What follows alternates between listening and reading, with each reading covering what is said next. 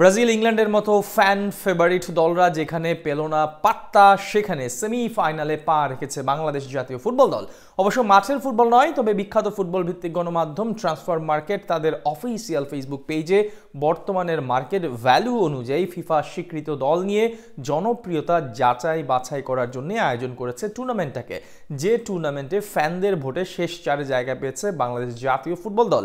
Transfer মার্কেটে ফ্যানদের ভোটে আয়োজন করা টুর্নামেন্ট ইংল্যান্ড, ব্রাজিলের মতো ফ্যান ফেভারিট দলগুলোকে পেছনে ফেলেছে বাংলাদেশ, শেষ 4 জায়গাও করে নিয়েছে। বিস্তারিত রিপোর্টে। একটি বাংলাদেশ, তুমি জাগ্রত জনতার, সারা বিশ্বের বিস্ময়, তুমি আমার অহংকার।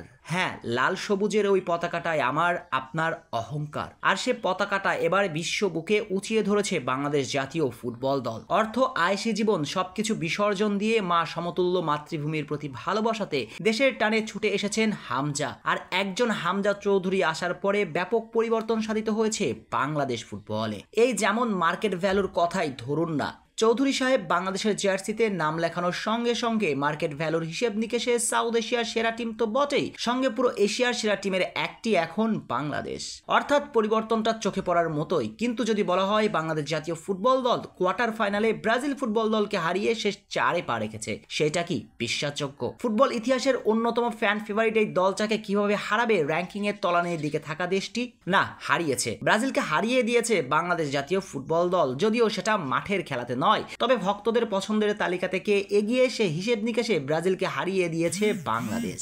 মূলত বিখ্যাত ফুটবল ভিত্তিক গণমাধ্যম ট্রান্সফার মার্কেট তাদের অফিসিয়াল ফেসবুক পেজে ফ্যানদের ভোট দিয়ে একটা টুর্নামেন্ট আয়োজন করে, যার নামকরণ করা হয় ফেসবুক ফলোয়ার্স কাপ, যেখানে পুরো পৃথিবী থেকে 32টি দল বেছে নিয়েছিল। তারা বলতে পারেন অনেকটা ফিফা বিশ্বকাপের মতো। অবশ্য 32টি দল তারা বেছে নিয়েছিল মার্কেট ভ্যালুর হিসেব নিকেশে, যেখানে সুযোগ মিলে বাংলাদেশেরও। বলে রাখা ভালো, এখানে ভোট দেবার সুযোগ থাকে ফুটবল ভক্তদের। আর এখানে ভোটিং এর সিস্টেমটা হচ্ছে ট্রান্সফার মার্কেটের কর্তৃপক্ষ 2 দলের পতাকা দিয়ে লাভ এবং কেয়ার রিয়াক্ট অপশন চালু রেখেছেন। আর ফ্যানদের সে পোস্টে পছন্দের দলকে রিয়াক্ট দিয়ে সুযোগ ছিল বিজয়ী ঘোষণা করার। আর সেখানে প্রথম পর্ব পেরিয়ে শেষ 16তে উঠে যায় হামজা জামালদের দেশ।